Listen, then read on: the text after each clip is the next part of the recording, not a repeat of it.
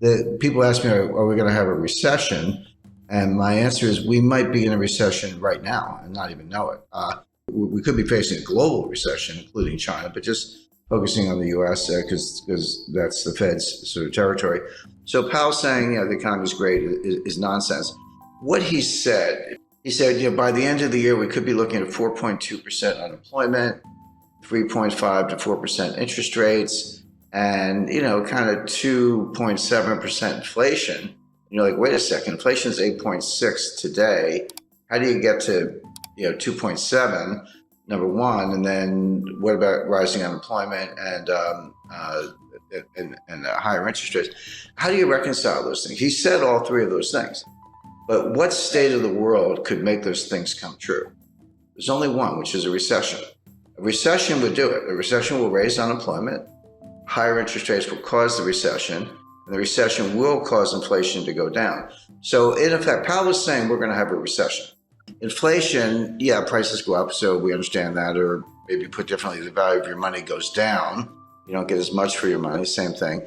But inflation, broadly speaking, has two causes. One is called, not to get too technical, but it's called cost push. This comes from the supply side. So there's a shortage of oil, and we've got a financial and economic war going on between Russia and the United States. The U.S. really started, but U.S., EU, Canada, Australia, Japan versus Russia. That's obviously disrupting supply chain, cutting down energy supply, causing the price of oil to go up, et cetera. So that's coming from the supply side. And you're exactly right. The Fed can't drill for oil. The Fed can't plant wheat.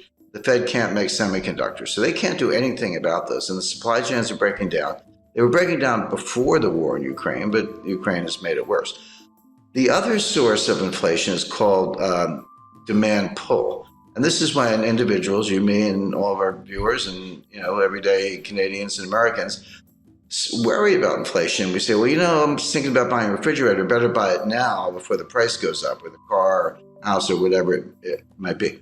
They're different, but they affect each other. When the cost push inflation from the supply side has enough effect, there's a tipping point or critical threshold in psychology. We say, maybe it is out of control. I better go buy some stuff. Then the velocity of money goes up, and then you get inflation. So the Fed can't do anything about cost push. They can't do anything about the price of oil, and you're right about that. But they're looking at the demand side, saying, hey, if this supply thing goes on long enough, eventually the psychology will change, and we'll get demand pull and behavioral, and that is really hard to change. So what they're trying to do, they know they can't change the supply side, but they're trying to squash the demand side before it gets out of control. Now, the question, of course, is can they do it? The answer is they can do it, but at what cost? So a general rule of thumb, this is really simple. You have to forget about nominal interest rates. Nominal interest rates are the rates you see on your screen, you hear about in the headlines and all that. Real interest rates are nominal interest rates minus inflation. Take the inflation out and see what's left. Well, right now, real interest rates are about 2%, actually 1.75% under the Fed's policy rate. Inflation's 8.6%. So, just round numbers, 1.5 minus 8.5, that makes the inflation rate -7. That's nowhere near. It's got to be +2.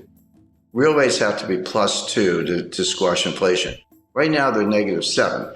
So that implies that the Fed has to raise interest rates to 10.5% to get to +2 real interest rates. That's never going to happen. They're never going to get there. They will destroy the economy long before they get there.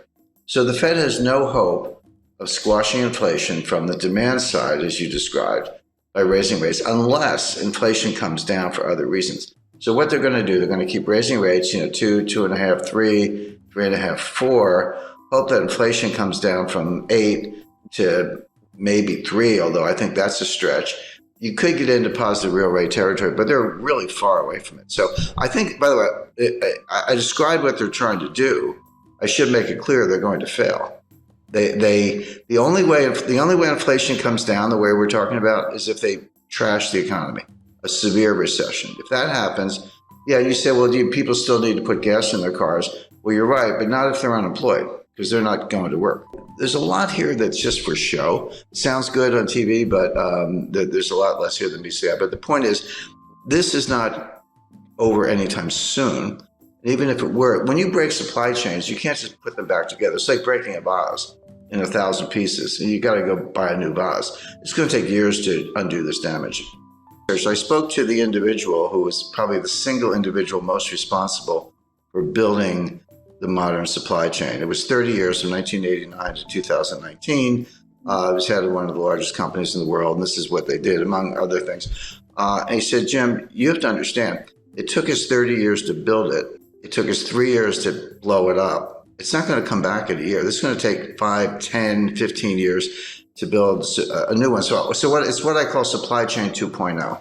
Well, buying a refrigerator is a good idea. Buying a freezer might be a better idea. We're looking for food shortages by the fall. Now, when I say food shortages, in Africa and Middle East, this will mean mass starvation. You may see the greatest humanitarian crisis in history because they literally can't get the food. Everyone's like, well, gee, you can't get Ukrainian wheat. What's the big deal? Buy it from somewhere else. There is nowhere else. Canada and the United States grow an enormous amount of wheat, but we use most of it internally, and we feed, because it's not for humans, by the way, we feed our animals. This is how you feed cows, pigs. This is how you get beef and pork. This is an example of the supply chain, how it filters all the way through. So you would expect higher prices to persist.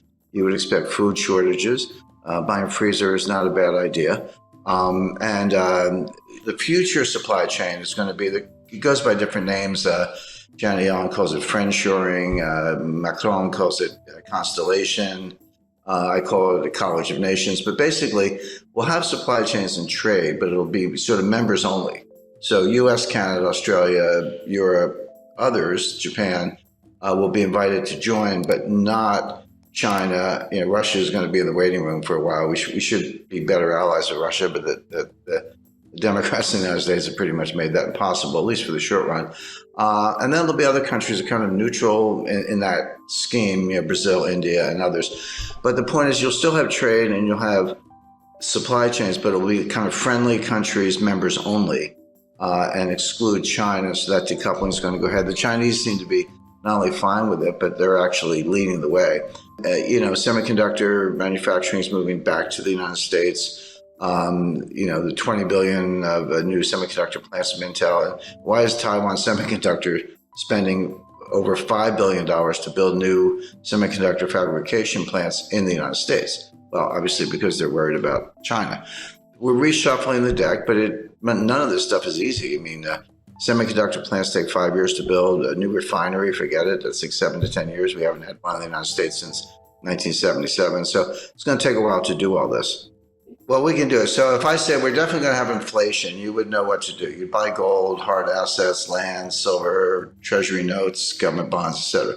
If I said we're definitely going to have deflation, you would also know what to do. You would reduce leverage. You would have more cash, and there are other assets you could go into. The problem is we could have both.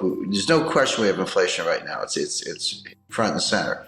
But if the Fed squashes it and causes a recession or worse, you could flip to deflation very quickly. So this is going to sound like an obvious statement. What you want is diversification. Sounds obvious, but most people don't know what diversification is. I see people, I've got 50 stocks in 10 different sectors. I'm highly diversified. I'm like, no, you're not. You have one asset class called stocks. Real diversification, have a slice of stocks, gold, real estate, cash. Agriculture is a good investment. Energy, forget the Green New Scam. That's a joke. Oil and natural gas are going to be around for a long time.